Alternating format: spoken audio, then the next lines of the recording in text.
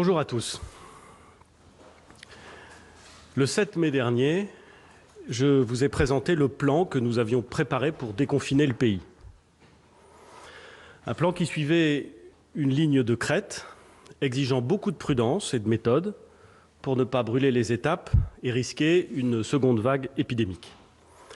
Un plan pour 3 semaines, du 11 mai au 1er juin, pour sortir du déconfinement. Le 7 mai dernier, je vous avais donné rendez-vous pour vérifier précisément où nous en serions, pour savoir si oui ou non nous serions en mesure de contenir l'épidémie, pour annoncer de nouvelles mesures, à nouveau pour les 3 semaines suivantes, ce qu'on appelle la phase 2 du déconfinement, et pour vous donner des perspectives pour cet été. Pour partager aussi, comme nous le faisons régulièrement avec le ministre des Solidarités et de la Santé, en toute transparence, les chiffres qui nous permettent de fonder nos décisions et de construire notre stratégie. Eh bien, nous y sommes. Et si je devais résumer l'ensemble des données qui vont vous être présentées, je dirais que les résultats sont bons sur le plan sanitaire. Même si nous restons prudents, même si nous ne pouvons pas courir le risque de la désinvolture, les nouvelles sont plutôt bonnes. Avec le ministre des Solidarités et de la Santé, nous allons d'abord partager avec vous les données dont nous disposons. Nous allons vous indiquer celles de nos inquiétudes qui nous imposent de demeurer vigilants. Puis je demanderai au ministre de l'Éducation nationale de préciser les conditions dans lesquelles nous allons pouvoir accélérer la reprise de l'école. C'est un sujet crucial. Je présenterai enfin toutes les décisions très concrètes que nous avons prises ce matin au Conseil de défense, sous l'autorité du Président de la République, et la façon dont nous allons nous organiser pour les 3 semaines qui viennent. Mais avant tout cela, un mot sur le bilan. Pour suivre l'évolution du Covid-19 dans le pays, nous vous avions présenté les indicateurs qui permettaient de distinguer les zones dites rouges et les zones dites vertes. La différence entre ces zones, c'était la circulation du virus, la disponibilité des lits de réanimation et la capacité de test pour déceler d'éventuels redémarrages de l'épidémie.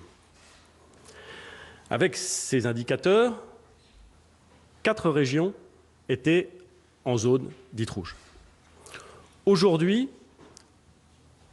tous ces indicateurs sont au vert, à l'exception notable de 2 départements, le Val d'Oise et Mayotte. Alors ça ne veut pas dire que le virus ne circule plus. Ça ne veut pas dire que le virus ne circulerait que dans ces 2 départements de Mayotte et du Val d'Oise. Pas du tout. Le virus est encore présent à des degrés divers sur tout le territoire. Mais ça veut dire que sa vitesse de circulation, sa vitesse de propagation est à ce stade sous contrôle. Ça veut dire que nous en sommes là où nous espérions nous trouver à la fin du mois de mai. Et en réalité, c'est même mieux que cela. Nous sommes un peu mieux que là où nous espérions être. C'est donc une très bonne nouvelle. Et cette bonne nouvelle, elle n'est pas le fruit d'un miracle. C'est le résultat du bon travail de tous ceux qui sont mobilisés contre l'épidémie, les soignants bien sûr, évidemment, les élus locaux aussi qui ont su adapter le plan de déconfinement à la réalité du terrain en lien avec les préfets, les équipes des ARS et de l'assurance maladie qui ont pour mission de remonter les chaînes de contamination. C'est le fruit de leur travail, c'est surtout le fruit de votre rigueur et de votre civisme. Et je ne le dirai jamais assez, c'est le respect des consignes, la rigueur tranquille avec laquelle nous mettons en œuvre les procédures de déconfinement qui constituent nos meilleures protections contre un redémarrage de l'épidémie. Sur le plan sanitaire, les nouvelles sont donc bonnes. Bonnes, mais pas suffisamment bonnes pour dire que tout redeviendrait normal. Nous devons rester prudents et vigilants pour 3 raisons. D'abord parce que le virus continue à circuler, je le disais. Partout en France, de nombreux clusters surgissent.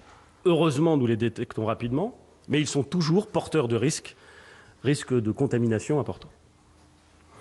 Ensuite, parce que l'hôpital même s'il a retrouvé une forme de sérénité, reste sous tension.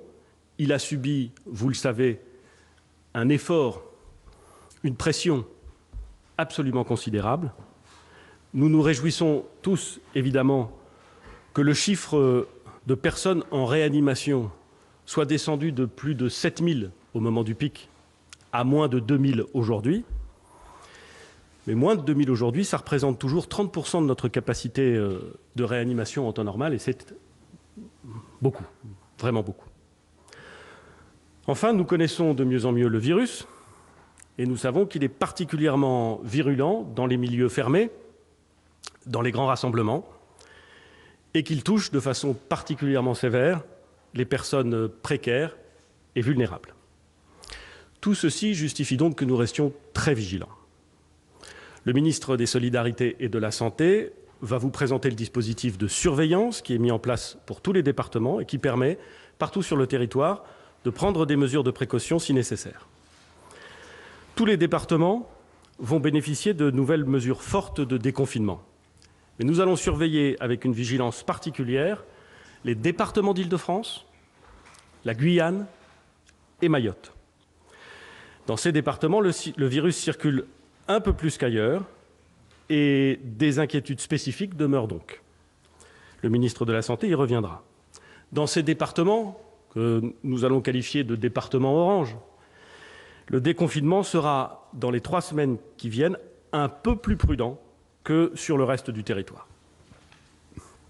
Au cours de cette phase 2, et je veux insister sur cet élément qui est important, la liberté, enfin, va redevenir la règle et l'interdiction constituera l'exception.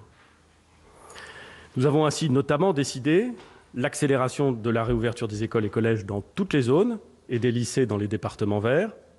Le ministre de l'Éducation nationale y reviendra dans un instant. La réouverture des cafés, des restaurants, des bars, le retour progressif de la vie culturelle et sportive avec des contraintes spécifiques dans les zones de vigilance orange. La réouverture des parcs et jardins en zone orange. Mais cette liberté retrouvée implique des contraintes qui sont en quelque sorte des contreparties. La limitation des regroupements à 10 personnes dans l'espace public est maintenue. Le principe du recours au télétravail doit toujours être privilégié, on le comprend bien. Le respect des gestes barrières, surtout, doit rester très rigoureux. Et le port du masque est maintenant largement recommandé par les autorités sanitaires. Nous continuons, et j'en suis désolé, mais c'est mon devoir, à limiter les formes de la vie sociale les plus propices à la transmission du virus, les sports de contact, les boîtes de nuit, les regroupements de très large public. En particulier, le ministre le dira, il faut éviter les rassemblements de personnes dans les lieux couverts et sans organisation adaptée. Enfin, il faut continuer de veiller aux personnes vulnérables et leur demander de poursuivre leurs efforts pour se protéger.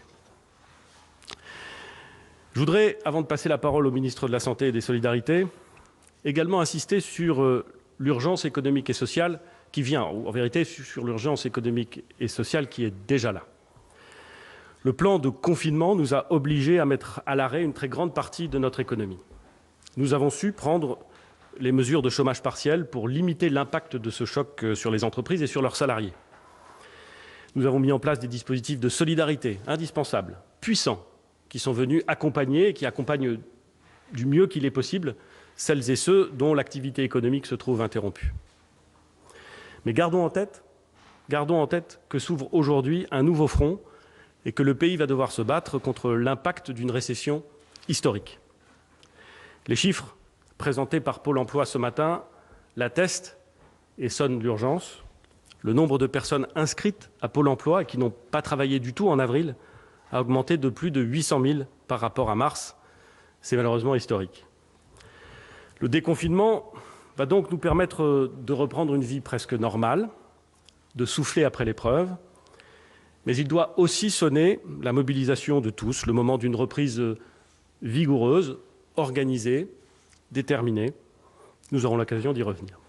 Je vais passer la parole au ministre des Solidarités et de la Santé, Olivier Véran, pour qu'il nous fasse un point sur les éléments et la situation sanitaire à ce jour.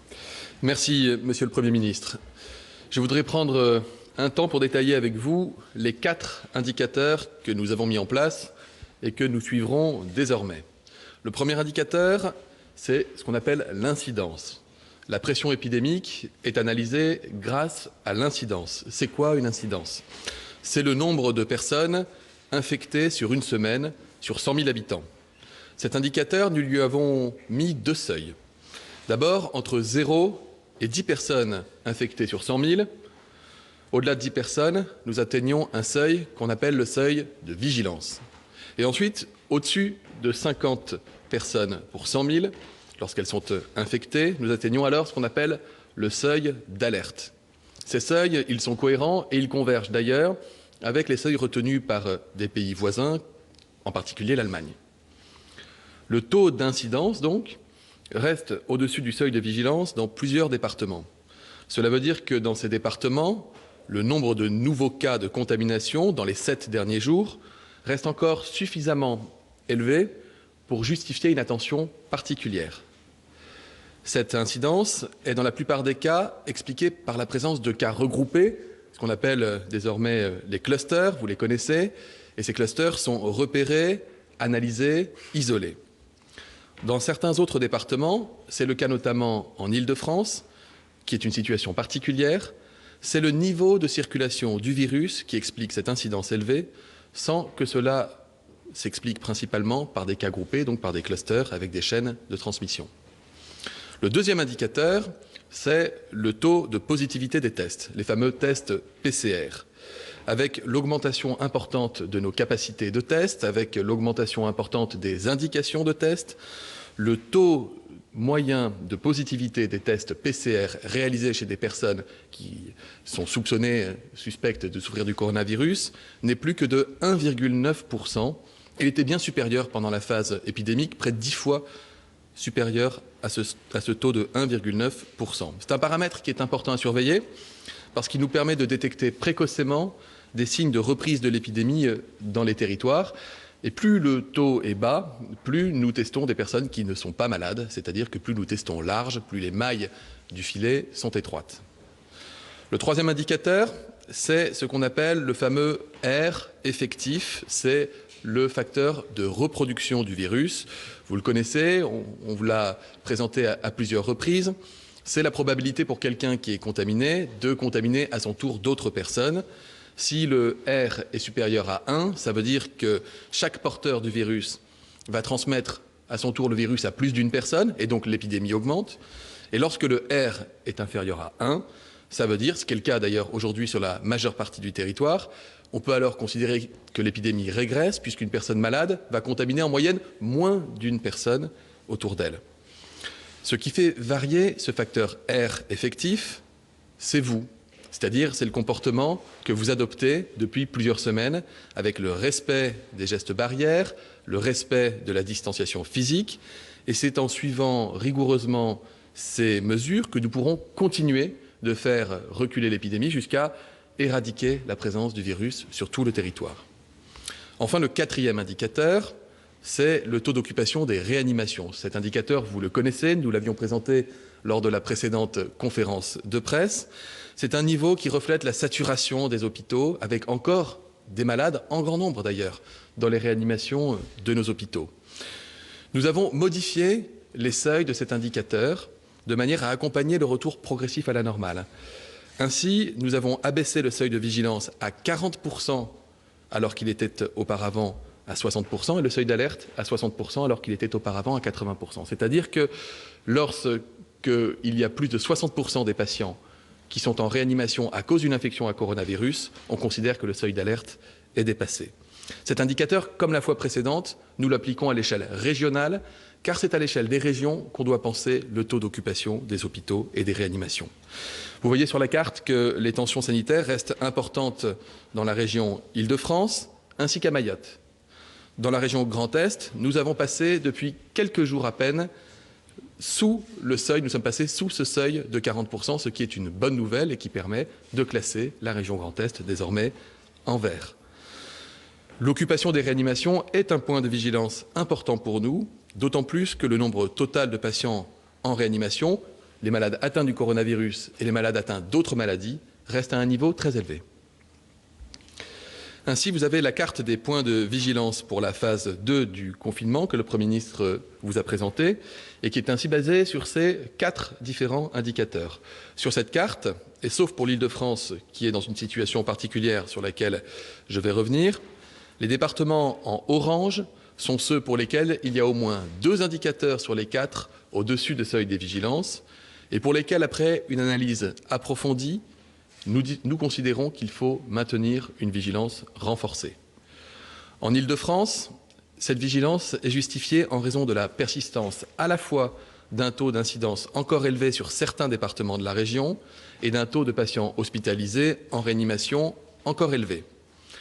Pour l'Île-de-France, nous avons considéré que les mesures doivent être prises à l'échelle de la région et non pas du département, compte tenu d'une part de la forte densité de la population dans cette région, mais également des réseaux de transport et de la grande mobilité des habitants à travers les départements de la région.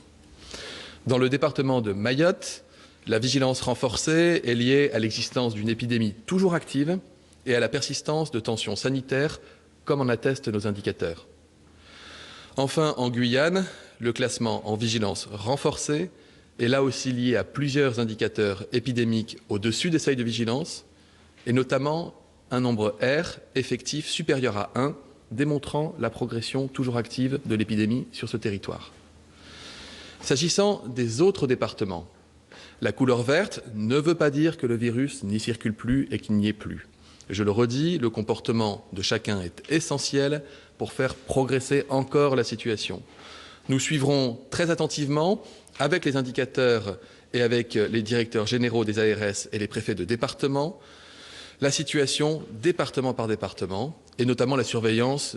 Nous surveillerons l'émergence d'éventuels clusters qui permettront, à chaque fois que ce sera nécessaire, de prendre des mesures territoriales adaptées, parfois à l'échelle d'un département, parfois à des échelles plus petites, ainsi que nous l'avons d'ailleurs fait, souvenez-vous, au stade 1, mais également au stade 2 de l'épidémie.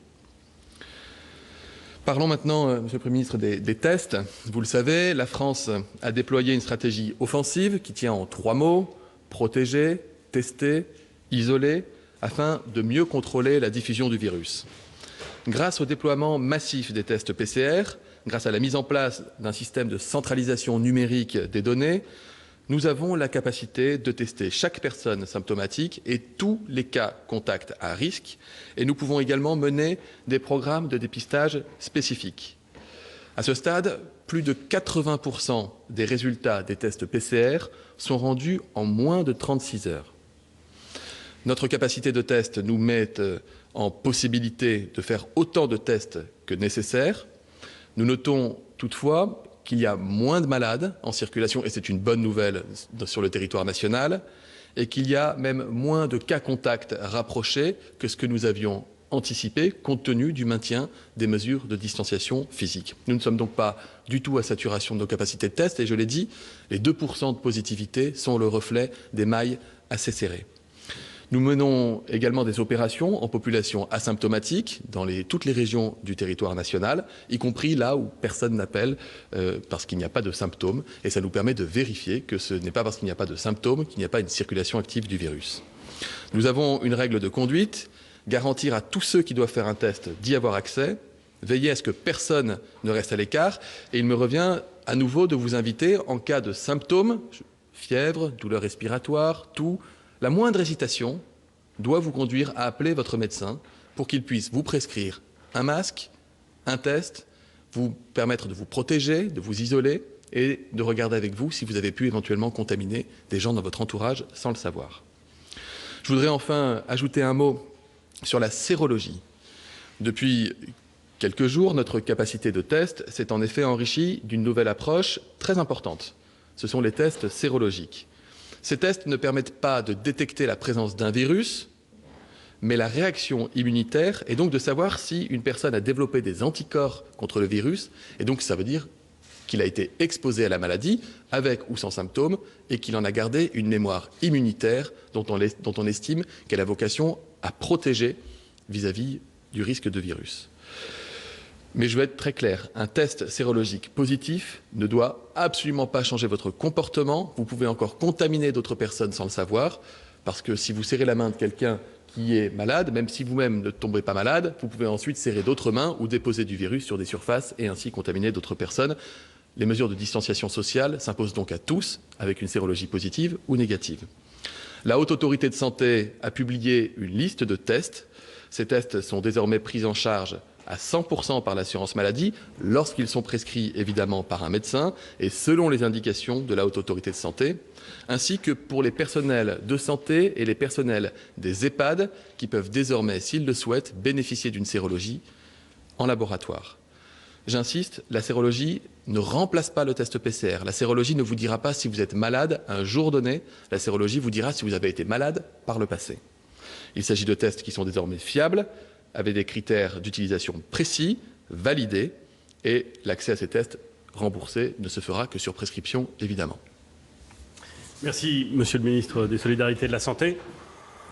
La deuxième phase de déconfinement dans laquelle nous entrons va, et c'est heureux d'une certaine façon, entraîner nécessairement une multiplication des interactions sociales et des contacts de proximité, notamment dans des lieux publics. Il peut arriver que lorsqu'on est dans un lieu public avec d'autres personnes, on les connaisse. Et que si l'on est malade, on soit en mesure de donner leur nom, puis éventuellement leur numéro de téléphone, à ceux qui doivent remonter les chaînes de contamination. Et ça permet de faire le travail efficacement. Mais il peut également arriver, chacun le comprend bien, que parce qu'on est dans le métro ou dans le tramway, on se trouve en contact rapproché avec des gens qu'on ne connaît pas, qui ne nous connaissent pas, et dont, par exemple, l'exploitant de transport en public ne peut dire ni à l'un ni à l'autre quelles étaient les personnes autour de lui. C'est la raison pour laquelle, en plus, évidemment, du respect systématique des gestes barrières, de la distanciation physique, nous avons voulu, sur proposition du secrétaire d'État au numérique, Cédric O, que je veux remercier pour l'excellent travail accompli en la matière, nous avons voulu mettre à la disposition des Français un outil complémentaire du travail des enquêteurs sanitaires, c'est l'application mobile Stop Covid. Stop Covid n'est pas l'arme magique contre l'épidémie, mais elle est un instrument complémentaire d'autres instruments qui nous permet de lutter contre elle et qui va nous permettre de lutter demain encore plus efficacement contre elle.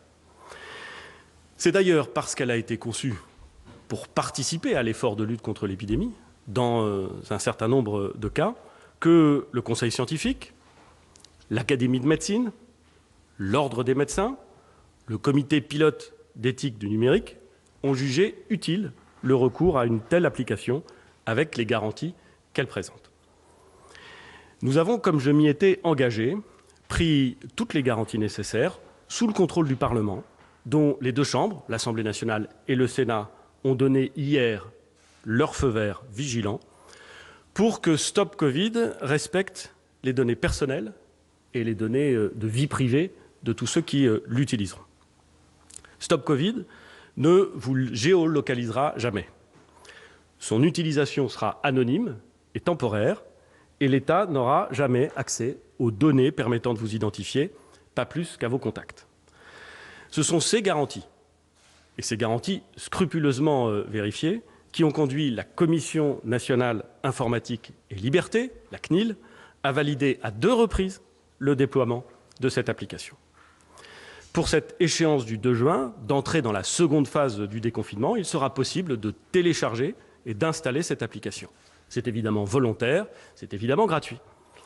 Très simple d'utilisation, elle permettra d'être alerté immédiatement si, ayant été à proximité de façon prolongée, on considère que c'est moins d'1 mètre pendant plus de 15 minutes, dans les derniers jours avec une personne qui vient d'être testée positive, vous recevrez une alerte disant « Attention, vous êtes resté dans les derniers jours à moins d'1 mètre et pendant plus de 15 minutes de quelqu'un qui a été testé positif. Vous devriez donc immédiatement restreindre vos déplacements, vous isoler, consulter un médecin, aller vous faire tester. Et dans l'intervalle de temps gagné grâce à cette application, on a un élément extrêmement puissant de lutte contre la propagation de l'épidémie. C'est pourquoi j'invite tous ceux qui me regardent et tous nos concitoyens à utiliser cet outil complémentaire pour se protéger, mais aussi pour protéger leurs proches et pour protéger les autres. Voilà ce que je voulais dire s'agissant de cet outil nouveau qui sera disponible à compter du 2 juin. Et je vais passer la parole sur un sujet différent, mais absolument essentiel, au ministre de l'Éducation nationale pour qu'il évoque avec nous les conditions dans lesquelles nous allons pouvoir accélérer la reprise de l'école pour les enfants, les collégiens, les lycéens de notre pays. Monsieur le ministre. Merci, Monsieur le Premier ministre. Comme nous le disons depuis quelques semaines, la réouverture des écoles et des établissements est une urgence sociale. C'est aussi un impératif éducatif. Faut-il le rappeler, l'école est bonne pour tous les enfants et en période de crise, peut-être encore plus qu'en période ordinaire. Je voudrais d'abord remercier l'ensemble des personnels de l'Éducation nationale ainsi que les élus qui ont beaucoup travaillé depuis le 11 mai pour arriver à ce début de réouverture qui a eu lieu à partir de ce moment-là. Et notamment, s'agissant des collèges, aussi pour les départements verts. Depuis le 11 mai, la priorité est toujours la même. C'est garantir la sécurité des personnels et des élèves. C'est pourquoi nous avons un protocole sanitaire très rigoureux. Nous l'avons mis en place pour donner les garanties de santé à tous, les élèves bien sûr, mais aussi les adultes, et afin donc de rassurer aussi l'ensemble du pays et de permettre ce retour progressif souhaité par le Président de la République et le Premier ministre. La méthode suivie est toujours la même. C'est celle du pragmatisme, c'est aussi celle de l'esprit collectif. Nous avons donc travaillé avec les élus qui ont été étroitement associés à la réouverture des écoles. Nous avons travaillé évidemment avec les personnels et nous avons d'ailleurs permis que les plus fragiles puissent continuer à être au télétravail.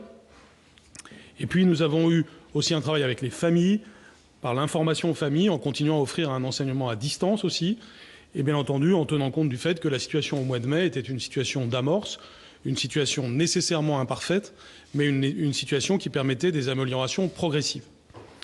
Après cette amorce du mois de mai, nous devons arriver maintenant à une amplification au mois de juin. Et donc nous allons le faire dans le respect du protocole sanitaire et en ayant aussi à l'esprit ce que nous préparons pour le mois de septembre. S'agissant des écoles, je voudrais commencer par faire un bilan de la première phase que nous venons de connaître depuis le 11 mai. Comme vous le voyez sur la carte, plus de 80% des écoles primaires ont été ouvertes et ce chiffre progresse chaque jour. C'est plus de 90% des communes qui ont décidé de rouvrir leurs écoles et nous travaillons avec le 10% des communes restantes pour atteindre l'objectif de 100% dès la semaine prochaine. Nous avons noté une légère différence entre les départements qui se trouvent en zone rouge et les départements qui se trouvent en zone verte. C'est d'ailleurs normal. Si, par exemple, dans le département du Finistère, 100% des écoles sont ouvertes, dans l'Oise, qui est un département qui a été particulièrement touché par l'épidémie, eh bien 58% des écoles sont ouvertes et nous sommes en constante progression. On peut voir aussi la proportion des élèves en école primaire. À ce jour, on note encore une différence sensible entre les départements verts et les départements en zone rouge. Certains départements ont accueilli peu d'élèves, d'autres ont pu immédiatement en accueillir plus de la moitié. Il est évident que nous allons aller vers la hausse dans l'ensemble des départements. Le chiffre de 22% d'élèves ne traduit pas le fait qu'il y a plus d'élèves qui ont retrouvé l'école, puisque, bien entendu, il y a des rotations. Par exemple, à Bordeaux, c'est près de 60% des enfants qui sont retournés en classe depuis le 11 mai. En réalité, nous devons aussi aller chercher les élèves qui en ont le plus besoin. C'est notre priorité, c'est une priorité sociale et une priorité éducative. Et c'est notamment le travail des enseignants, mais aussi avec l'ensemble des partenaires, pour aller chercher ces enfants, ces élèves qui ont le plus besoin de l'école et qui parfois n'y sont pas encore allés. Dans la phase 2, celle qui s'ouvre à partir du 2 juin, toutes les écoles seront ouvertes. Et donc les dernières communes qui n'ont pas encore ouvertes ouvriront. Toutes les familles qui le souhaitent doivent pouvoir scolariser leurs enfants, au moins sur une partie de la semaine. Comme les règles sanitaires restent en vigueur, avec des contraintes qui, nous le savons tous, sont fortes, il y aura toujours des groupes de 15 élèves maximum. Mais il est indispensable de proposer un accueil complémentaire aux familles. C'est pourquoi nous développons particulièrement au mois de juin le programme Sport, Santé, Culture, Civisme, qui doit permettre d'avoir des activités notamment sportives et culturelles, mais aussi d'éducation à la santé et d'éducation civique, conçues avec les communes, avec un financement de l'État pour soutenir les communes. Et nous signons de plus en plus de conventions pour cela, de façon à ce que cela se déploie pleinement au mois de juin. En d'autres termes, les élèves peuvent être soit en classe, en petits groupes, soit dans ce type d'activité, notamment quand les parents doivent travailler. Bien entendu, c'est là aussi un développement progressif. Tout ne sera pas parfait du jour au lendemain. Ce qui est important, c'est de progresser. Si je parle maintenant des collèges, là aussi on peut faire un premier bilan de la phase 1, qui est très courte s'agissant des collèges, Comme vous le savez, nous avons ouvert depuis plus d'une semaine les collèges en zone verte. Ils l'ont été à 95,5%. De nouveau, je veux remercier à la fois les professeurs, les personnels et les élus pour leur volontarisme qui a permis ce succès. Nous avons aussi des données sur les proportions d'élèves de collège. Seuls les élèves de 6e et de 5e étaient retournés dans les collèges de zone verte. Cela représente 28% des collégiens. Ce chiffre, là encore, constitue un tremplin pour une ouverture plus large que je vais maintenant annoncer. S'agissant donc de la phase 2, ce qui va arriver au collège à partir du 2 juin, l'ensemble des collèges vont désormais ouvrir, que ce soit en zone verte ou en zone orange. En zone verte, cela signifie donc que l'on ajoute la 4e et la 3e, après la 6e et la 5e qui ont déjà ouvert. Donc l'ensemble des classes sont ouvertes en zone verte. En zone orange, nous allons accueillir en priorité les élèves de 6e et de 5e. Et si les conditions matérielles sont réunies, les élèves des autres niveaux pourront ensuite être accueillis. Nous regarderons évidemment cela cas par cas. Comme vous le savez, aussi bien au mois de juin qu'au mois de mai, nous devons avoir beaucoup de souplesse en regardant ce qui se passe sur le terrain. Le protocole sanitaire est maintenu pour les collèges aussi, bien sûr, et donc nous aurons des systèmes d'alternance. Et là aussi, le système sport, santé, culture, civisme que j'évoquais tout à l'heure peut s'appliquer pour les élèves des collèges. Avant d'aborder la question des lycées, je voudrais faire un point rapide sur la reprise de la scolarité des enfants en situation de handicap. Ils ont fait partie de nos premières priorités. Nous y avons travaillé beaucoup avec Sophie Cluzel, en charge de ce secteur, et 80% des ULIS, donc les unités spécialisées pour les élèves en situation de handicap, ont pu rouvrir dans les écoles et dans les collèges. Cela signifie qu'entre 20% et 50% des élèves ont pu y être accueillis en présence. C'est évidemment un progrès important, ça n'est pas suffisant et nous voulons aller plus loin, et nous avons ce sujet au cœur de nos priorités. Comme partout, notre objectif est donc d'arriver à ce que dès la semaine prochaine, 100% des ULIS soient ouvertes. Enfin, je voudrais parler des lycées, en commençant par dire que notre première priorité, c'est les lycées professionnels. Ils sont au cœur de notre attention, d'abord parce qu'il y a plus de décrochage en lycée professionnel, et ensuite parce qu'il y a des besoins particuliers en ce mois de juin. Si je fais un point sur la situation donc à partir du 2 juin, l'ensemble des lycées vont ouvrir avec un protocole sanitaire qui est le même que pour celui des collèges. En zone verte, cela signifie que les lycées généraux, technologiques et professionnels vont rouvrir et accueillir progressivement les élèves, au moins sur l'un des 3 niveaux pour commencer. Ensuite, ils pourront évidemment ouvrir d'autres niveaux en fonction des situations locales. Là aussi, nous laissons beaucoup de souplesse, faisant confiance aux proviseurs et aux équipes localement, avec un travail qui, je tiens à le souligner, comme pour les départements, a bien commencé avec les régions. En zone orange, nous sommes évidemment plus prudents. Les lycées professionnels ouvrent aussi, mais ils accueillent en priorité les élèves qui ont besoin de certification professionnelle, c'est-à-dire les élèves de terminale et les élèves de CAP. Pour les lycées généraux et technologiques, les élèves sont accueillis sur convocation de l'équipe éducative pour des entretiens individuels ou du travail en tout petit groupe. D'ici à la fin de l'année, l'objectif que nous nous fixons pour les élèves donc, des lycées généraux et technologiques de la zone orange, c'est qu'ils puissent avoir bénéficié d'entretiens pour faire le point sur leur projet d'orientation et éventuellement, s'agissant des élèves de terminale, sur le suivi de Parcoursup. Enfin, et pour terminer, je voudrais parler de l'épreuve anticipée de français. Depuis le début de cette crise sanitaire, nous avons eu toujours 3 facteurs pour raisonner sur cette question. La sécurité sanitaire des personnels et des élèves, la bienveillance vis-à-vis de chaque élève, nous ne voulons léser personne, et maintenir l'exigence de nos enseignements et de nos examens. Ce sont ces critères qui m'ont déjà conduit à aménager les épreuves du baccalauréat. Et ce sont les mêmes critères qui nous conduisent aujourd'hui à prendre une décision sur l'épreuve orale de français. Et j'avais indiqué que c'était en cette fin de semaine que nous pourrions prendre cette décision. Nous nous sommes donné le temps qui était nécessaire, en étant attachés au fait que les élèves travaillent le plus longtemps possible ces textes qui sont importants. Je rappelle que l'oral est une compétence indispensable à la réussite personnelle et professionnelle et qu'elle est au cœur de la réforme du baccalauréat. Et que la littérature est une discipline majeure pour la formation de l'esprit humain. Nous devons veiller à ce que, donc, en toutes circonstances, la continuité des apprentissages et des examens soit garantie. J'ai consulté une nouvelle fois les fédérations de parents, les organisations syndicales. J'ai présidé hier le Conseil national de la vie lycéenne. Je veux remercier tout particulièrement les lycéens et leurs représentants qui ont été très nombreux à participer. J'ai entendu leurs inquiétudes face à une situation exceptionnelle qui a entraîné une inégale préparation. Nous entendons donc l'argument qui considère que l'évaluation la plus juste des connaissances des élèves en français est de prendre en compte les notes des 2 premiers trimestres de l'année. Et donc, par conséquent, l'épreuve orale de français sera validée par le contrôle continu. C'est un acte de profonde confiance dans le travail réalisé par les professeurs et aussi dans le travail réalisé par les élèves. Je serai très attentif à la suite du parcours des élèves de première de cette année, notamment pour que leurs apprentissages leur permettent de préparer au mieux leur baccalauréat. Je serai donc très attentif à cela et je vous remercie. Merci, Monsieur le ministre de l'Éducation nationale. Sans transition, vraiment sans transition, je voudrais évoquer ici l'ensemble des décisions qui ont été prises ce matin à l'issue du Conseil de défense présidé par le Président de la République, et notamment la question attendue, espérée par beaucoup, celle des cafés, des bars et des restaurants. Le redémarrage de ce secteur, des débits de boissons en général, fait, et c'est bien légitime, l'objet d'une très forte attente des Français.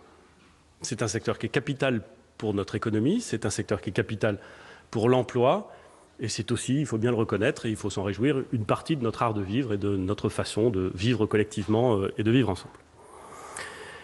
Compte tenu de l'évolution de la crise sanitaire, les restaurants, bars et cafés pourront ouvrir dans tous les départements à partir du 2 juin, mais ils ouvriront avec des restrictions temporaires dans ceux qui se trouvent dans les zones oranges, là où une vigilance particulière est nécessaire.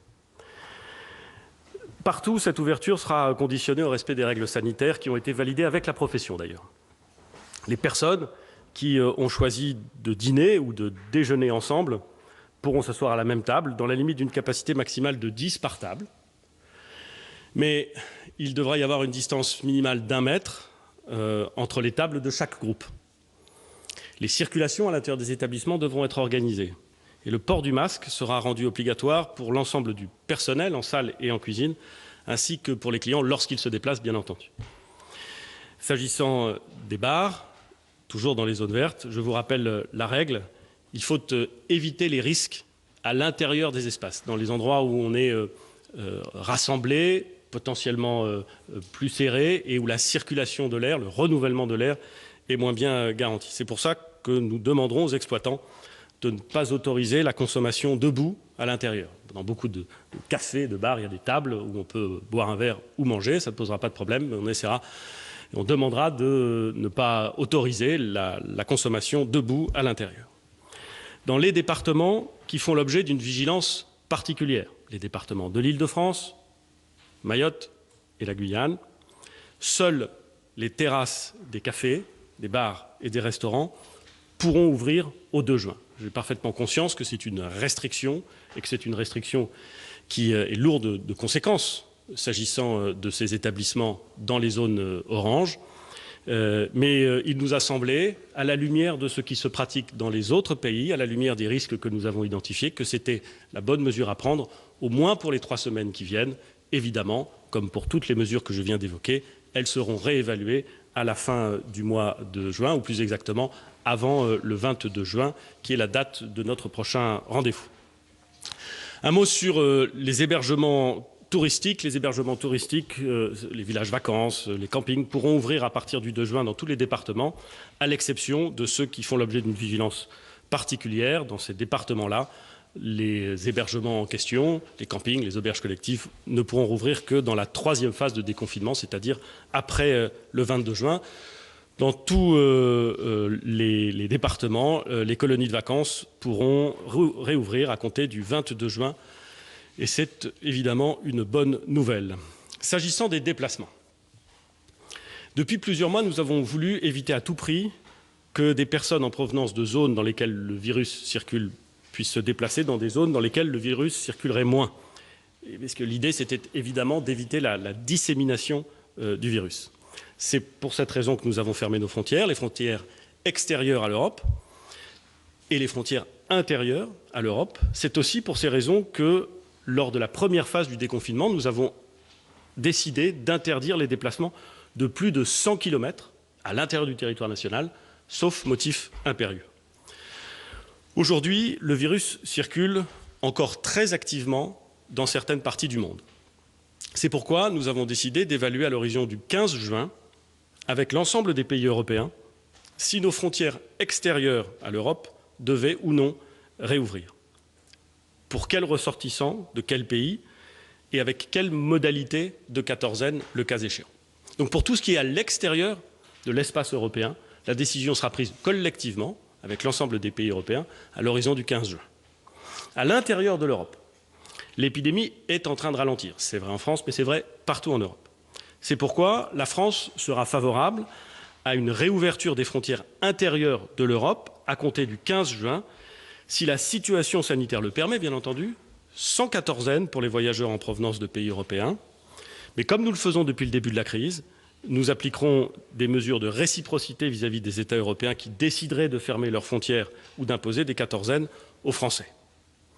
À l'intérieur du pays, en France, comme je l'ai expliqué, même si certains déplacements nécessitent encore une vigilance importante, la tension est globalement moindre qu'au début du déconfinement. La mesure d'interdiction de déplacement de plus de 100 km a été très utile durant ces 3 dernières semaines pour limiter la propagation du virus.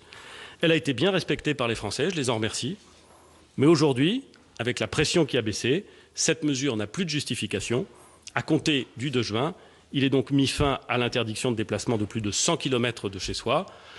Je voudrais dire que la fin de cette interdiction ne doit pas signifier un relâchement dans la tension.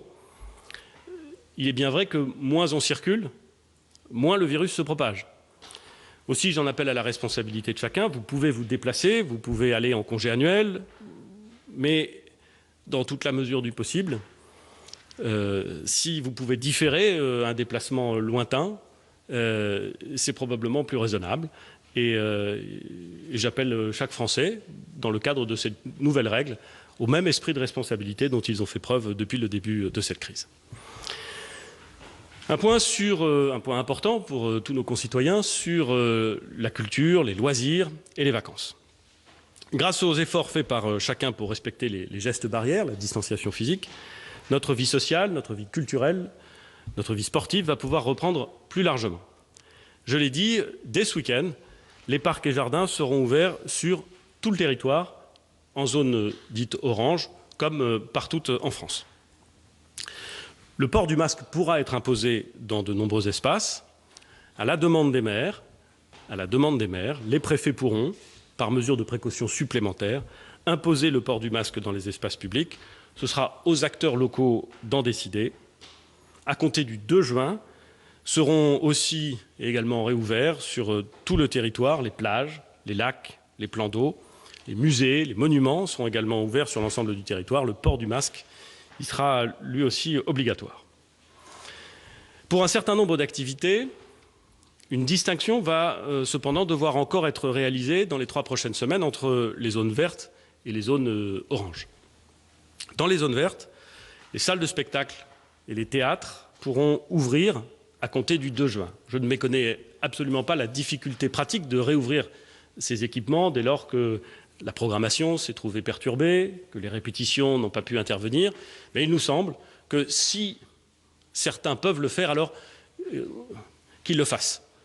Les règles de distanciation physique devront y être respectées par une organisation spécifique des places assises, une gestion des flux conforme au protocole sanitaire de ces espaces et le port du masque, il sera obligatoire. Dans les mêmes zones vertes, les activités sportives pourront aussi ouvrir plus largement avec l'ouverture des gymnases et des salles de sport. Je sais que c'était une décision attendue par beaucoup à l'approche de l'été. Les piscines y seront également ouvertes dès le 2 juin. Toujours dans les zones vertes, les parcs de loisirs seront ouverts pour les activités permettant la distanciation physique avec le respect de règles strictes et notamment une jauge maximale de 5000 personnes permettant là encore d'éviter les trop grands brassages de population. Pour les installations que je viens de citer, les salles de spectacle, les théâtres, les gymnases, les salles de sport, les piscines, les parcs de plein air, elles ne seront ouvertes dans les zones oranges qu'à compter du 22 juin. Enfin, partout sur le territoire, les cinémas rouvriront à compter du 22 juin. C'est une demande qui nous a été faite par les exploitants de cinéma eux-mêmes qui voulaient que la réouverture soit nationale, de façon à pouvoir organiser la programmation des salles et nous faisons droit à cette demande. Elle interviendra à compter du 22 juin prochain. Je voudrais insister sur le fait que notre plus grand adversaire, ce sont les très grands rassemblements. Et le risque est d'autant plus fort qu'ils auraient lieu dans un espace confiné, couvert, et sans organisation spécifique. Dans les espaces de plein air, une jauge maximale de 5000 personnes, qui pourra, le cas échéant, être revue à la baisse par les préfets, sera fixée. Dans les espaces couverts et confinés, par exemple les salles de concert, et en fonction de l'activité, les exploitants devront proposer et garantir des règles d'usage adaptées, notamment sur la capacité d'accueil et la distanciation physique.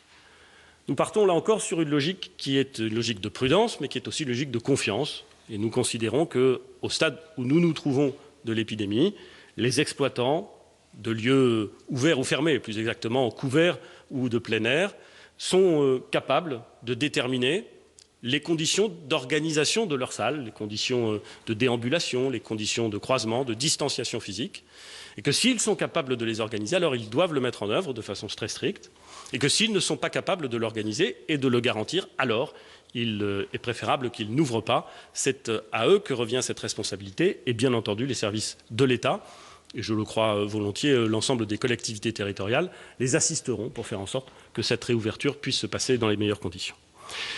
Jusqu'au 21 juin, jusqu'au 22 juin, en vérité, un certain nombre d'interdictions vont demeurer dans les lieux qui ne sont pas organisés, ou plus exactement qui ne peuvent pas l'être, et qui ne doivent pas l'être d'ailleurs, les lieux qui ne sont pas sous la responsabilité d'un gestionnaire d'équipement, dans l'espace public par exemple, les rassemblements resteront limités à 10 personnes. Les événements culturels et sportifs organisés dans l'espace public resteront donc suspendus jusqu'au 21 juin au moins, et dans toute la France. Les discothèques, les salles de jeu, les stades, les hippodromes, dont l'essence même est de rassembler les gens dans un esprit festif, resteront fermés au public jusqu'au 21 juin au moins, je l'ai dit. Dans le même esprit, les sports collectifs, et notamment les sports de contact, resteront également interdits parce qu'ils ne permettent pas par nature de respecter la distanciation physique. Les sportifs de haut niveau et professionnels pourront néanmoins reprendre les entraînements le 2 juin dans le cadre d'un protocole médical strict.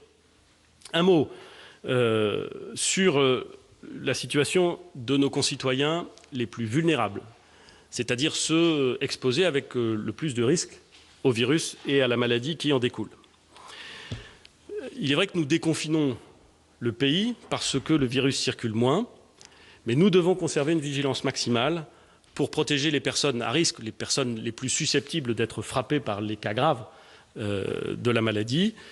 Ce sont, nous le savons, les personnes qui ont des maladies préexistantes, qui souffrent de surpoids, de diabète, d'affections pulmonaires, bref, qui ont des facteurs fragilisants, et particulièrement fragilisants s'ils devaient être malades. Et puis aussi, les personnes âgées de plus de 65 ans, dont nous savons qu'elles sont plus exposées, que statistiquement, elles sont beaucoup plus victimes de la maladie que les autres. Pour cela, il faut appliquer rigoureusement les gestes barrières, pratiquer la distanciation physique, on ne le dira jamais assez, et limiter les contacts quand on est une personne vulnérable. Alors, limiter les contacts, ça ne veut pas dire les interdire, ça ne veut pas dire les proscrire, ça veut dire faire en sorte de, là encore, faire confiance à l'intelligence de ceux qui se savent fragiles et à la vigilance de ceux qui les entourent. Pour limiter ces contacts, les personnes vulnérables qui travaillent doivent, à chaque fois que c'est possible, continuer à télétravailler. Quand ça n'est pas possible, elles continueront à être indemnisées au titre de l'activité partielle. Nous avons également mis en place une consultation qu'on appelle bilan et vigilance, qui est prise en charge à 100% par l'assurance maladie, pour ceux qui n'ont pas consulté leur médecin pendant la période de confinement et qui doivent impérativement le faire de façon à vérifier que leur état de santé ne doit pas faire l'objet d'une surveillance particulière ou de mesures ou de traitements particuliers. Enfin, pour ceux qui se posent des questions sur le virus et sur les moyens de protection, en particulier pour les personnes isolées, nous avons mis en place le numéro vert que vous connaissez, le 0800 130 000, qui demeurera actif. J'ai eu plusieurs fois l'occasion d'évoquer de façon spécifique la situation des Outre-mer français.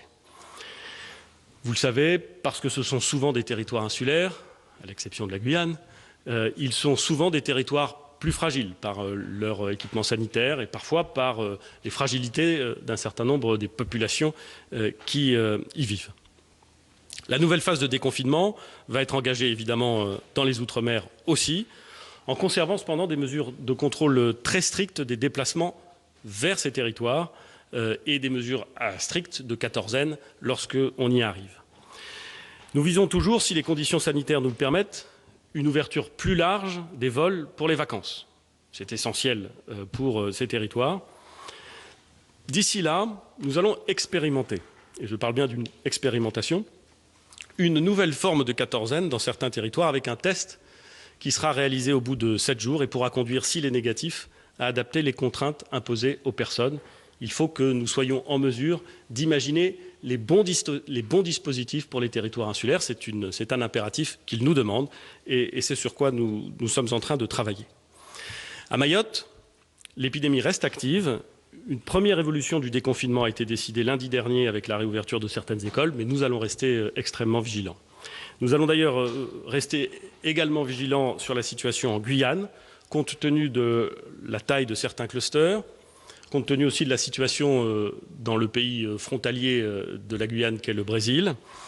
Des renforts de personnel pour les équipes mobiles sont prévus et le préfet de Guyane pourra continuer à limiter les déplacements de population à l'intérieur du département. C'est évidemment essentiel.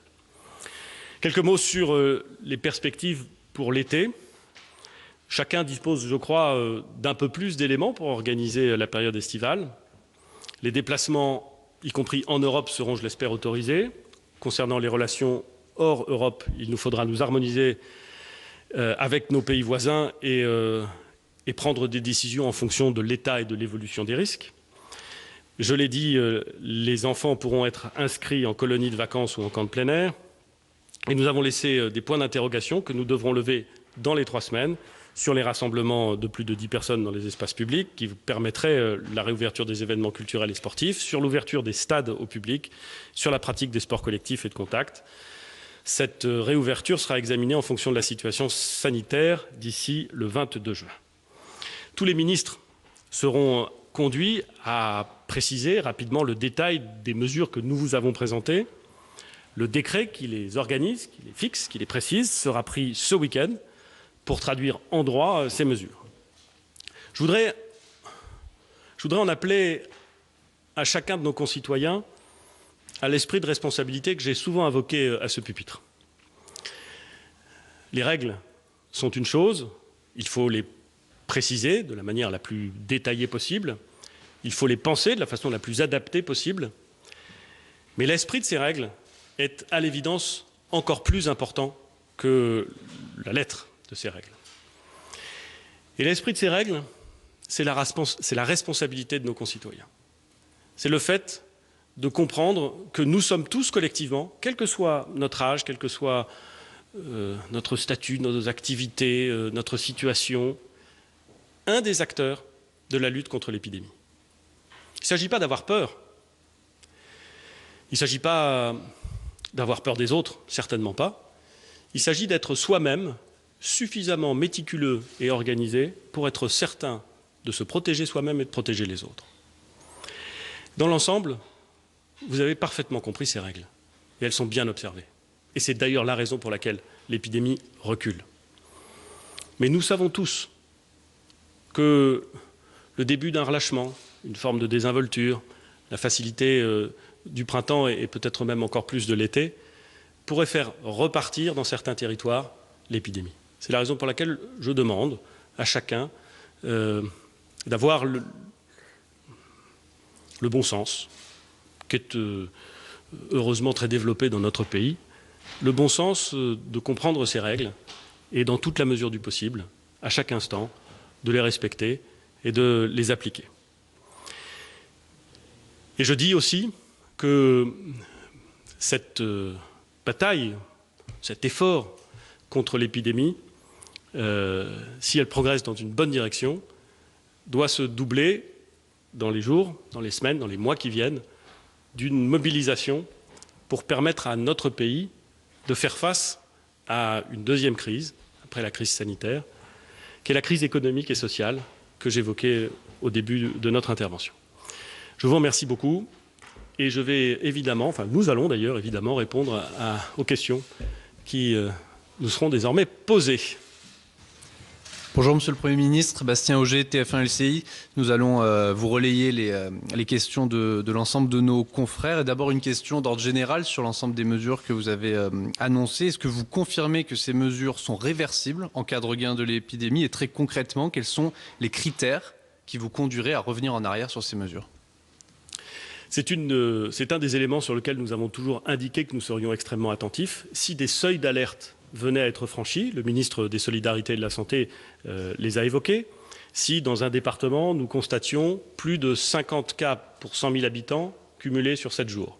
Pardon, c'est un peu technique, mais 50 cas cumulés sur 7 jours pour 100 000 habitants, alors nous serions dans un seuil d'alerte et il appartiendrait aux autorités préfectorales, aux autorités de santé de prendre des mesures pour mettre à l'abri les personnes les plus fragiles, et le cas échéant aller plus loin en instaurant des limitations de circulation, toutes mesures adaptées. Mais notre conviction, notre souhait, c'est de faire en sorte que notre appareil de détection, notre capacité à tester, notre capacité à remonter les chaînes de contamination soit suffisamment disponible, suffisamment mobilisée pour, dès qu'elles sont identifiées, casser ces contaminations et donc contenir l'épidémie. Pour l'instant, et personne ne peut mettre en cause le fait que depuis le début du déconfinement et même depuis le début de toute cette affaire, je fais montre d'une très grande prudence. Pour l'instant, cette détection, ces tests, cet isolement fonctionnent. C'est la raison pour laquelle nous passons à la phase 2. Bonjour Monsieur le Premier ministre, Jérémy Baudot pour Europe 1. Vous avez dit en introduction que le port du masque était largement recommandé par les autorités sanitaires. Sans polémiquer, il est néanmoins notable qu'il n'est pas simple de porter un masque. Pourquoi ne pas avoir mis en place une grande campagne de communication pour apprendre aux Français à porter un masque? Je suis heureux que vous me posiez la question parce que beaucoup de vos confrères nous ont longtemps demandé et parfois nous ont critiqué sur le thème du « mais enfin tout le monde sait porter un masque ». Je vous le dis parce qu'un certain nombre de gens qui sont dans cette salle ont subi ces critiques. Donc, vous avez raison. Porter un masque chirurgical dans des conditions maximales de sécurité sanitaire, ça n'est pas complètement simple, ça n'est pas complètement trivial. Il faut, avant de le mettre, se laver très scrupuleusement les mains. Il faut éviter, une fois qu'il est mis, de le manipuler, de l'enlever pour le remettre, pour l'enlever, pour laisser passer le nez. Et nous voyons, je pense, tous nos concitoyens peuvent le constater, et ce n'est pas une critique, c'est un constat, que parfois dans la rue, ou parfois dans tel ou tel bureau, nous voyons un certain nombre de nos concitoyens avec le masque descendu, placé autour de la gorge, pour ensuite être remis. Enfin, on sait que si on fait ça, on ruine l'intérêt du port du masque. Et c'est pourtant humain. Donc ce n'est pas du tout une critique de ma part. Je crois qu'il y a eu un gros effort de communication qui a été fait, à la fois par les pouvoirs publics. Vous avez remarqué un certain nombre de documents que nous avons élaborés pour expliquer comment on portait les masques. Mais très au-delà de la communication des pouvoirs publics, par beaucoup de médecins, beaucoup d'intervenants. Moi j'ai vu beaucoup de petits clips, d'ailleurs remarquablement faits, très inventifs, très clairs, faits parfois par des infirmières, parfois par des médecins, disant comme ça on peut le mettre, comme ça il ne faut pas le mettre. Bon, voilà. Et donc je pense que nos concitoyens, au fond, savent comment on porte le masque. Après, c'est un effort et c'est une exigence, et c'est parfois difficile, et il y a parfois des relâchements. Il faut, sans jamais critiquer, sans jamais essayer d'expliquer. C'est ce que nous essayons de faire, et c'est ce qu'il va falloir continuer à faire. Bonjour Monsieur le Premier ministre, bonjour Messieurs les ministres. Elisa Bertholomé, BFM TV. Vous avez dit en début de conférence de presse, les résultats sont bons sur le plan sanitaire. Est-ce que ça accrédite, selon vous, la thèse d'un virus saisonnier ? Je vais peut-être laisser la parole au ministre des Solidarités et de la Santé, parce que dès lors qu'on parle de questions médicales, sur le caractère saisonnier ou non du virus, je ne suis pas le mieux placé pour en parler. Monsieur le ministre. Eh bien, il y a des hypothèses, mais il n'y a pas de preuves. et donc nous ne pouvons pas fonctionner à partir d'hypothèses. On doit anticiper toutes les hypothèses, mais on aime bien quand même les sciences qui sont fondées sur les preuves. Donc à ce stade, nous n'avons pas d'études ni françaises ni internationales qui permettent de démontrer qu'il y aurait une saisonnalité. On sait par exemple que la grippe saisonnière a tendance à disparaître quand le printemps et quand les beaux jours arrivent, parce que les gens sont davantage dehors et que donc ça diminue, et puis il y a moins d'humidité, ça peut diminuer la circulation du virus. Ce n'est pas démontré pour le coronavirus, mais on suit ça évidemment avec attention, et des études épidémiologiques qui sont en cours. Et je vais vous faire, en complément, exactement dans le même esprit bien entendu que le ministre des Solidarités et de la Santé, la réponse que m'a faite le professeur Delfrécy, le président du comité scientifique, qui lui est médecin et qui s'y connaît, quand je lui ai posé la même question. Parce qu'évidemment, tout le monde se pose la question. Il nous a répondu que dans les pays à climat tempéré, 80% des virus de ce type avaient tendance à disparaître pendant l'été, ce qui est plutôt une bonne nouvelle, et que 50% de ces 80% avaient vocation à réapparaître et à se redévelopper au moment de l'automne. Voilà. Une fois que j'ai dit ça, je n'ai pas répondu à votre question, parce que vous ne savez pas dans quelle catégorie on va tomber, et moi non plus.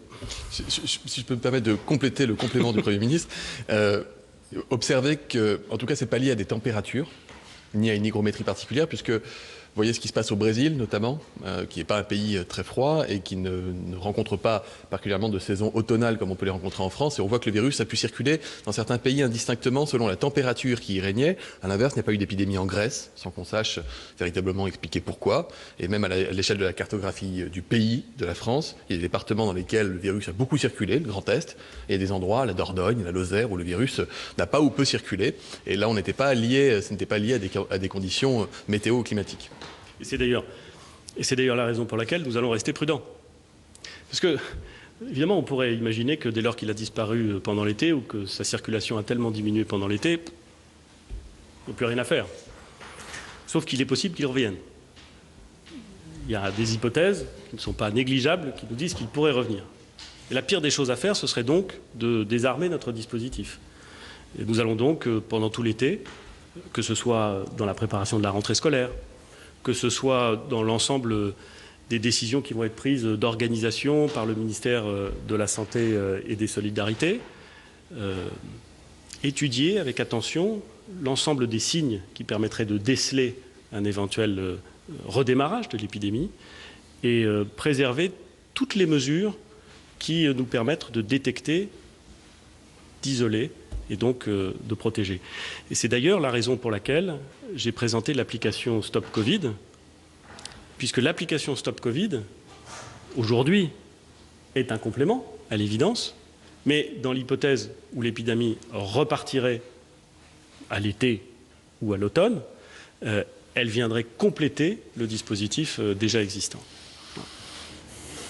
Bonjour, Jérémy Marot de l'AFP. Beaucoup de questions de mes confrères concernant l'éducation et la reprise dans les écoles. Est-ce que vous pouvez confirmer dans un premier temps que les écoles n'ont pas été des foyers épidémiques à l'aune de ces 2 dernières semaines de déconfinement?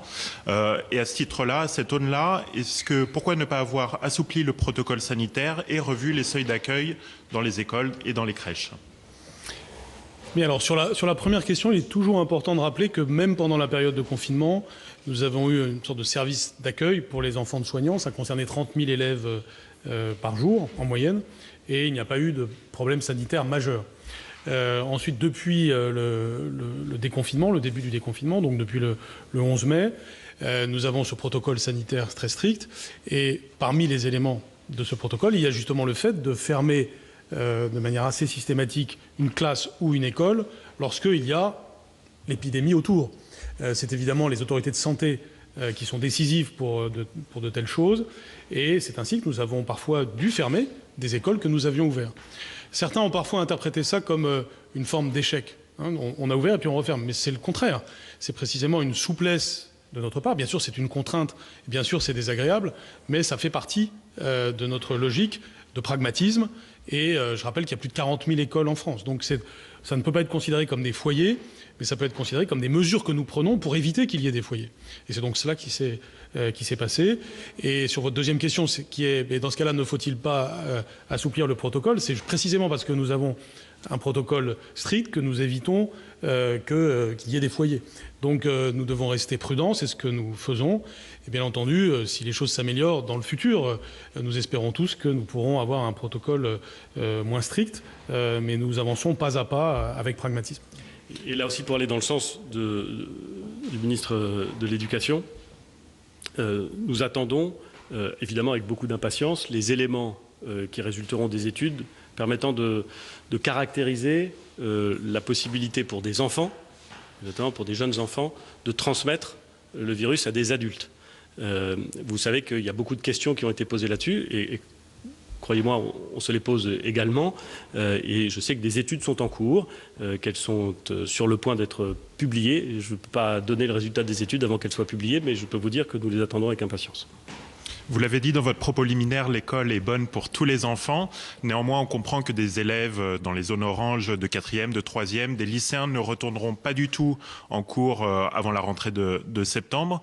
Pour cela, est-ce que ce n'est pas une catastrophe annoncée?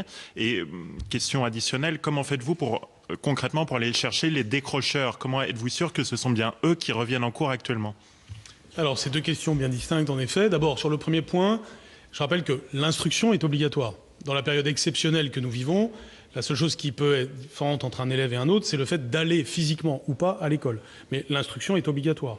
Concrètement, ça signifie qu'on doit soit aller à l'école, soit être dans un lien grâce à l'enseignement à distance. Mais un élève ne doit pas être dans une situation sans aucune scolarisation, sans aucun lien avec l'école. Nous savons tous qu'il y a pour autant, malgré ces principes, eu du décrochage pendant le confinement. Nous l'avons chiffré à 4% en moyenne, mais c'est parfois beaucoup plus dans certains endroits, puisque ça n'est qu'une moyenne. Je rappelle qu'en Europe, nous sommes probablement l'un des pays qui a eu quand même le moins de décrochage scolaire. Ça reste un phénomène important que nous évaluons donc à environ 500 000 élèves. Alors sur la première dimension de votre question, ce qui est important de dire, c'est que même un élève de 4e et de 3e en zone orange garde un lien avec son collège par l'enseignement à distance et peut-être conformément à ce que j'ai dit tout à l'heure, parce que son collège va quand même réussir, après avoir ouvert 6e et 5e, à ouvrir 4e et 3e. Ensuite, s'agissant des lycéens, là toujours en zone orange, puisqu'en zone verte, c'est-à-dire pour quand même une très grande majorité de la France, ce lien va exister, j'ai bien indiqué qu'il y avait un entretien individuel, ce qui est évidemment quelque chose d'important. Autrement dit, tout élève a vocation à retrouver physiquement à un moment donné son établissement et à avoir quelque chose qui finalement ne se passe pas tellement forcément en temps ordinaire, qui est d'avoir un entretien individuel qui peut aller loin, qui peut aussi aller vers des cours en tout petits groupes ciblés pour telle catégorie d'élèves. Donc on va aller vers une personnalisation maximale du lien entre l'établissement, l'élève et sa famille.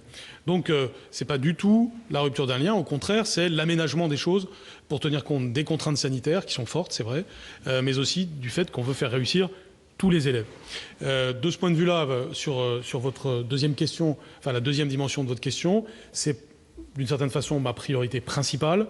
Nous devons encore aujourd'hui aller chercher les élèves qui en ont le plus besoin. Et il est malheureusement exact de dire qu'au mois de mai, ce n'est pas forcément eux qui sont venus en premier. C'était malheureusement ce que l'on pouvait attendre. Et donc, nous avons déclenché toute une série de mobilisations, et nous continuons, pour que le mois de juin permette à ces élèves de venir. Je pense par exemple au CP et CE1 de réseau d'éducation prioritaire. Ils sont par définition dans des groupes de 12 élèves. Ils peuvent donc venir tels quels, si je puis dire. Et aujourd'hui, nous n'avons qu'une partie d'entre eux. On doit aller les chercher, d'où la mobilisation générale, par exemple des assistantes sociales de l'éducation nationale et des départements, mais aussi d'autres catégories de la population. Je pense aux élus qui sont très mobilisés sur un tel sujet, nos professeurs qui téléphonent aux familles, nos directeurs, directrices d'école. Bref, c'est un peu la mobilisation générale pour aller chercher les élèves qui en ont le plus besoin, les rassurer grâce au protocole sanitaire et personnaliser leur parcours. On a aussi reçu beaucoup de questions concernant les voyages, les vacances, les déplacements, les frontières. D'abord, peut-être une précision. Vous avez dit que la France garderait ses frontières fermées jusqu'au 15 juin minimum. Comment est-ce possible alors que certains pays européens voisins rouvrent leurs aéroports dès la semaine prochaine? Comment vous comptez procéder? Nous l'avons dit, s'agissant des frontières extérieures à l'Europe, nous devons prendre ensemble des décisions qui permettent de savoir quels sont les pays où le virus circule à un point tel qu'il ne serait pas raisonnable de laisser entrer sur notre territoire des ressortissants ou des voyageurs en provenance de ces pays.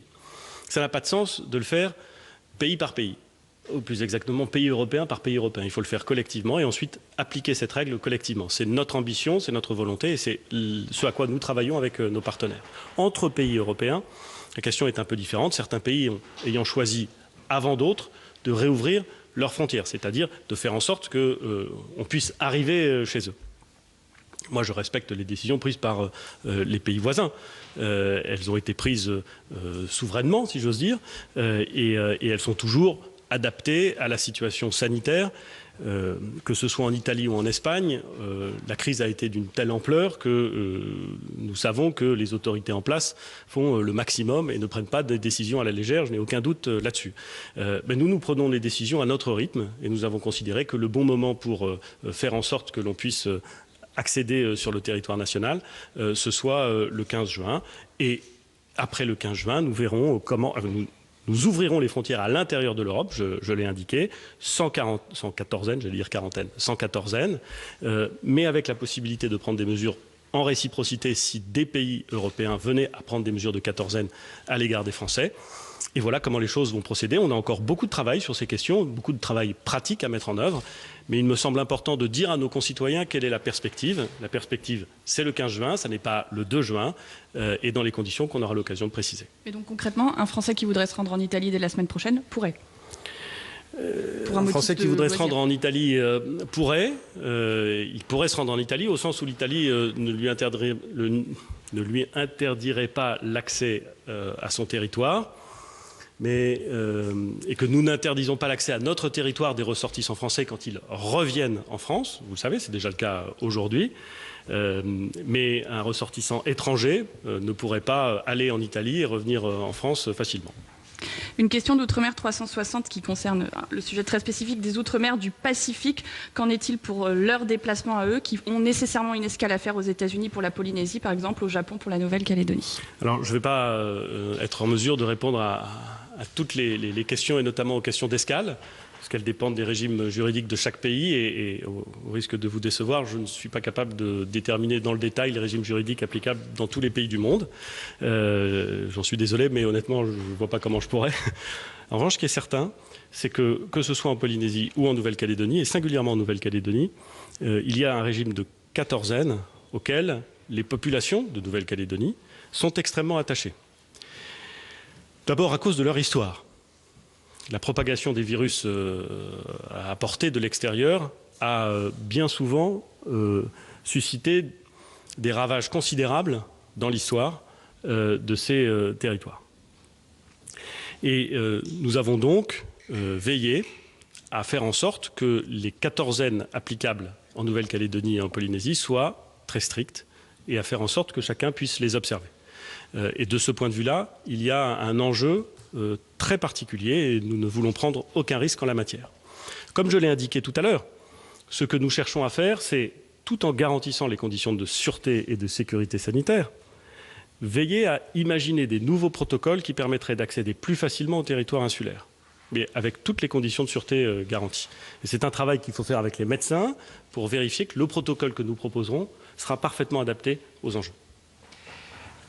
Nous avons un certain nombre de questions économiques, notamment cette question de l'AFP TF1 LCI. Vous en avez d'ailleurs parlé vous-même. L'urgence économique illustrée par les mauvais chiffres du chômage, une reprise hésitante. Est-ce que tout ça, ça a dicté l'accélération du déconfinement ? J'ai indiqué très tôt, on n'en avait pas encore commencé avec le déconfinement, avant le 11 mai, qu'à l'évidence, après le choc sanitaire, il y aurait un choc économique et social. Personne, en vérité, ne pouvait imaginer qu'une interruption aussi brutale de la production et aussi massive de la consommation, dans presque la moitié des pays du monde, ou en tout cas pour la moitié de l'humanité, passerait inaperçue. Évidemment, elle provoque un choc économique massif. Je l'ai dit dès le début, et je le savais, et d'ailleurs, en vérité, tout le monde le sait.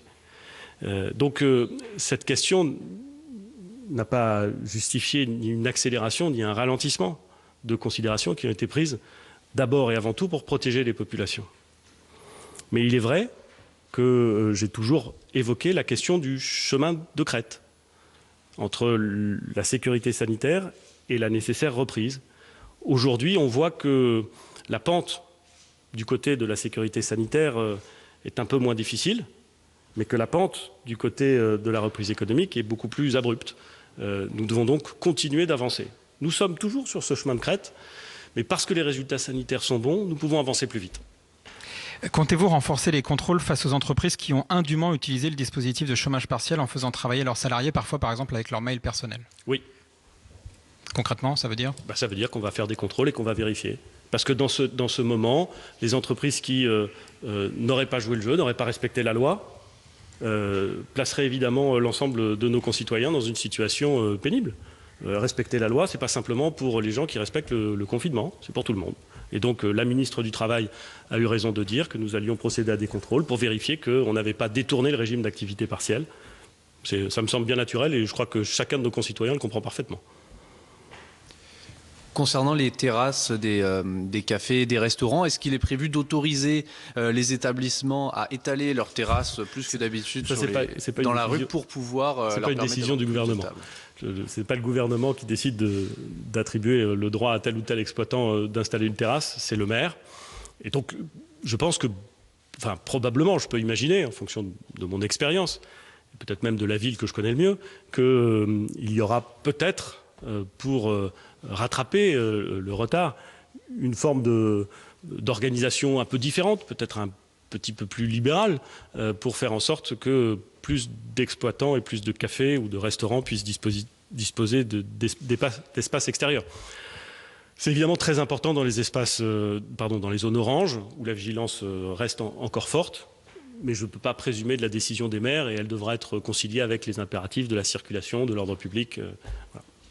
Vous disiez que les rassemblements de plus de 10 personnes restent interdits. Est-ce qu'une exception est prévue pour permettre aux personnes de célébrer des mariages? Et pour les enterrements, est-ce que des exceptions aux règles actuelles sont prévues, un allègement également? Pendant une longue période, les mariages ont été retardés. Vous pouvez les célébrer que s'il y avait urgence. Heureusement, cette période est révolue, on va pouvoir enfin recommencer à célébrer des mariages. Je dis enfin parce qu'il y a des gens qui ont très envie de se marier, et on les comprend d'ailleurs. Voilà.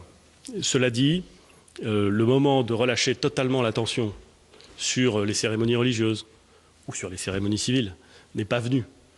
Il n'a échappé à personne que dans d'autres pays que la France, ça a été le cas en France, à Mulhouse, au début de l'épidémie, mais après le confinement, depuis le déconfinement, dans d'autres pays que la France, c'est à l'occasion de cérémonies religieuses que des nouveaux clusters sont apparus. Alors heureusement, pas à chaque fois, bien sûr, mais qu'ils ont pu apparaître. Il faudra donc que, là encore, dans les églises, dans les temples, dans les synagogues, dans les mosquées, dans les mairies, quand on célèbre les mariages, on soit extrêmement attentif à la distanciation physique et à des règles de densité qui correspondent aux protocoles qui auront été acceptés et mis en œuvre. Une question sur les transports. Vous avez annoncé que donc de plus en plus d'écoles vont rouvrir, de plus en plus de gens vont donc pouvoir aller travailler. Est-ce qu'il va y avoir des mesures spécifiques qui vont être mises en place pour assurer la sécurité des gens qui empruntent les transports? Faudra-t-il encore y avoir une attestation, par exemple? Alors, la question est importante, bien entendu, parce que dans certaines zones, c'est la question des transports publics est l'élément limitant pour retourner au travail, parfois. Nous avions, vous vous en souvenez, laissé la possibilité aux autorités organisatrices de transport de demander à l'État la possibilité d'instaurer un mécanisme limitant l'accès au transport public pour ceux qui ne travaillent pas aux heures de pointe. Et la présidente du Conseil régional d'Île-de-France avait saisi cette possibilité et l'État, comme il s'y était engagé, avait travaillé avec elle pour faire en sorte qu'une attestation soit nécessaire aux heures de pointe pour pouvoir accéder au transport en commun. Nous travaillons évidemment avec l'ensemble des autorités organisatrices de transport et celles qui ont demandé cette mesure. Nous allons voir avec elles si nous pouvons retirer cette mesure compte tenu des décisions que nous venons de prendre. Un contact a été pris avec Mme Pécresse juste avant cette conférence de presse et nous allons continuer à travailler avec elle dans les jours qui viennent pour lever progressivement les limitations en question. Dernière question. Une question sport qui intéressera les équipes professionnelles au Havre comme ailleurs. Vous avez parlé de la reprise des entraînements et pourquoi pas la reprise des championnats de football. Ça se fait en Angleterre aujourd'hui, ça se fait en Allemagne, en Espagne. Est-ce que vous n'êtes pas précipité à siffler la fin de saison ? Alors écoutez, moi il ne m'appartient pas de me prononcer sur les décisions des ligues et des fédérations.